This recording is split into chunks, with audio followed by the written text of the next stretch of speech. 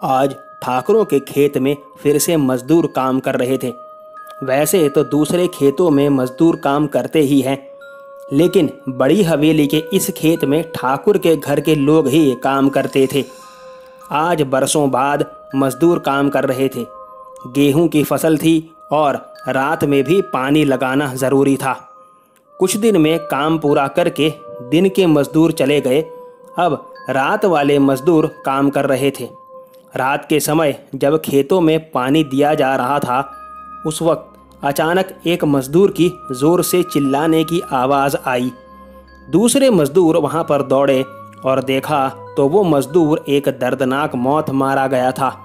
उसकी आंखें खौफ से फटी हुई थी और मुंह से ताज़ा ताज़ा खून निकल रहा था।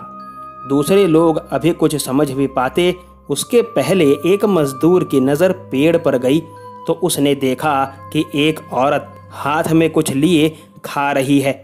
जैसे ही उन लोगों ने उस चुड़ैल को देखा, वो हंसने लगी और पेड़ से नीचे उतरने लगी। ये खौफनाक नज़ारा देखकर सारे मजदूर डर के मारे यहाँ वहाँ चिल्लाते हुए भागने लगे, जिसमें से कुछ ठाकुर साहब की हवेली पहुँच गए। वहाँ जाकर के उन लोगों ने ठाकुर से सारी बात कह सुनाई। तब ठाकुर और उनके घर के लोग तुरंत खेत पर दौड़े। उनके पहुंचने तक 4 मजदूर और मारे गए थे, जिसमें से एक तो शरीर तक गड़ा हुआ था, लेकिन उसका सर उखाड़ लिया गया था। ठाकुर दीपेंद्र ने सारे बचे हुए मजदूरों को ढूंढकर हवेली भिजवा दिया और अपने बेटों के साथ वहां पर रात में कामकाज खत्म किया। दरअसल वो चुड़ैल ठाकुर की ही बेटी थी, जिसका बचपन में पुकारने का नाम मनाऊ रखा गया था। मनाऊ बहुत सीधी और सरल बच्ची थी। मनाऊ जब 16-17 साल की थी, उस समय रात में आम खाने के लिए अपने खेतों से होती हुई अपनी आम की बगिया में गई थी। वहां से लौटकर कभी वापस नहीं आई। कुछ सालों बाद जब दीपेंद्र ठाकुर के खेत में रात को मजदूर काम कर रहे थे, तब ऐसा ही हादसा हुआ था, जिसमें चुड़ैल ने कई मजदूरों को मार डाला था। उसके बाद से वो चुड़ैल दिन में भी खेतों में दिखाई देने लगी थी। ठाकुर साहब ने जब इसका इलाज करवाने के लिए काशी से तांत्रिक बुलाए, तब उन्हें पता चला कि वो चुड़ैल कोई और नहीं बल्कि उनकी छोटी बेटी मनाऊ है। ये जानकर दीपेंद्र सिंह को बड़ा झटका लगा।